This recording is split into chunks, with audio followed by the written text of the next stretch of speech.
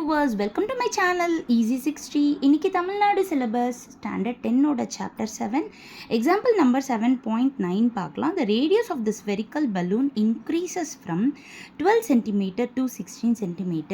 அப்படின்னா அவங்க ரேஷியோவில் கொடுத்துருக்காங்கன்னு அர்த்தம். இவங்க டைரெக்டாக கொடுக்காம இப்படி வேர்டிங்ஸாக கொடுத்தது தான் இந்த சம்மோட ட்விஸ்ட்டே.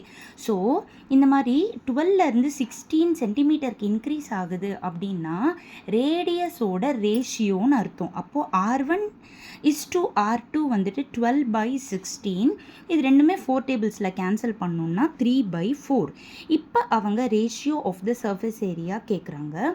So ratio of CSA is equal to உங்களுக்கு ஃபார்முலா வந்துட்டு 4πr². பட் நம்ம R1 R2ன்னு எடுத்ததால் 4πr1² 4πr2². 4π கேன்சல் ஆகிடும். R1² R2² வந்துடும். R1 வந்துட்டு உங்களுக்கு 3², அதுக்கப்புறமா R2² வந்துட்டு 4². So 9/16. therefore ratio of CSA வந்து 9/16. இது சப்போஸ் உங்களுக்கு ரேஷியோன்னு உங்களுக்கு ஞாபகம் வரலன்னா கூட ஆன்சர் வந்து ரேஷியோ ஆஃப் CSA கண்டுபிடிக்க சொல்லியிருக்காங்க. ஸோ அதை வச்சு கூட நீங்கள் வந்து ஞாபகம் வச்சுக்க முடியும்.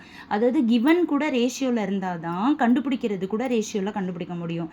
ஸோ அதனால் கிவன் கண்டிப்பாக ரேஷியோவில் தான் இருக்குது அப்படின்றத இதை வச்சு கூட நீங்கள் வந்து கெஸ் பண்ண முடியும். ரொம்ப ஈஸியான 2 மார்க். Thank you viewers.